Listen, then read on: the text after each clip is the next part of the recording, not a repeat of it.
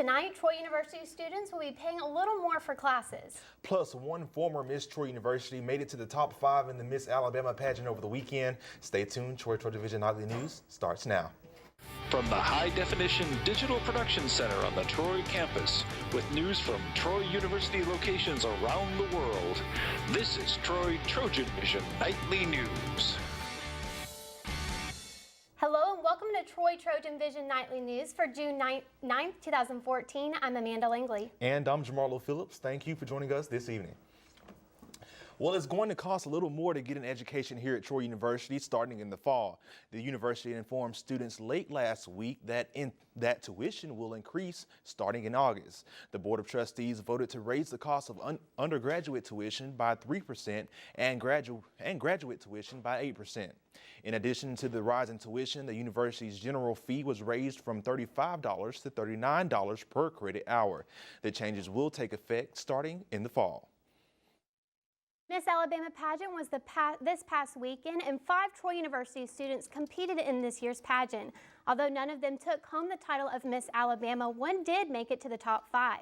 Current Miss Station and former Miss Troy University 2012 Keely Edwards was named 4th runner-up in this year's Miss Alabama pageant.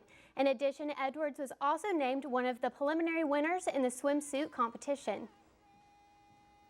The other Trojans in the pageant were current Miss Troy University Brandy White and a trio of TrojanVision anchors, Amanda Ford, Caitlin Crowett, and Victoria Bailey.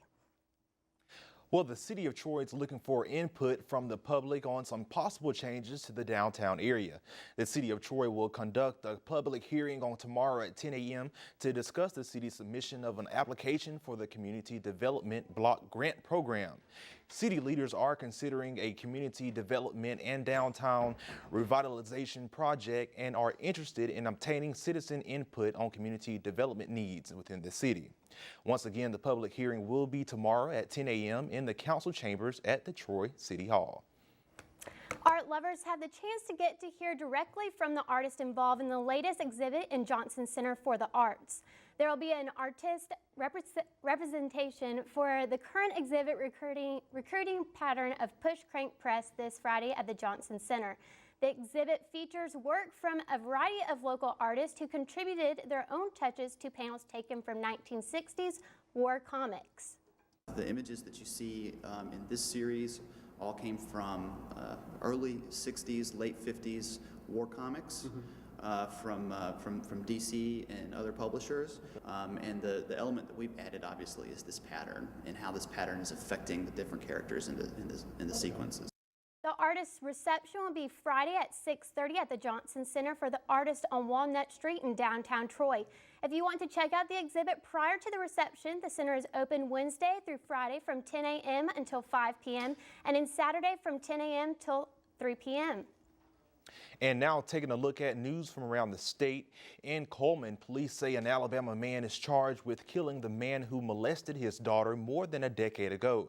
Sheriff's officials say the father is charged with murder in the shooting of 59-year-old Raymond Earl Brooks. The Associated Press isn't naming the suspect to protect his daughter's identity. And in Montgomery, a federal judge is set to hear closing arguments today in a trial over a new Alabama law requiring doctors at abortion clinic to have approval to admit patients in nearby hospitals.